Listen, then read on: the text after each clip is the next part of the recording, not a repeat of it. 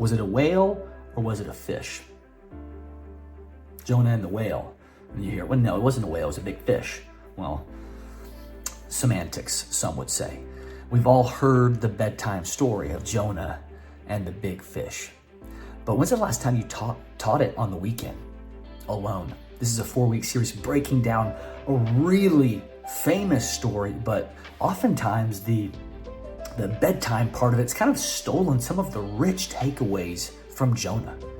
Running away from God, saying no to God's plan for your life, needing God's grace, seeing God's grace happen in others, and figuring out how we feel about God moving in others' lives and what we do. I think Alone could be perfect for this season in your church.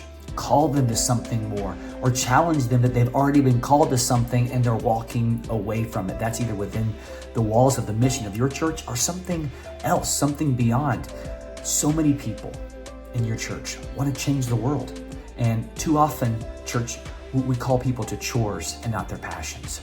I think Alone is a great series to call people to the passions, to reveal to themselves the truth of Scripture, to reveal what God's been calling to them, or dreams and passions that have fallen dormant within their hearts. Jonah and the story of him running away, and the story of the shipwreck, and the story of him being cast into the water, the story of him being swallowed, being spat up, doing all the things. It's a really awesome story and has some awesome takeaways for me, for you, and the families that you'll be teaching.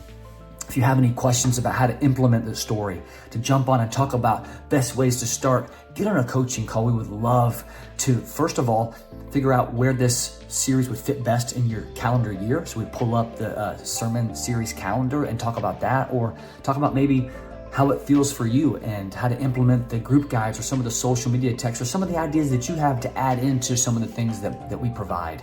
But always we hope that this video and everything else helps you become the greatest storytellers in the world.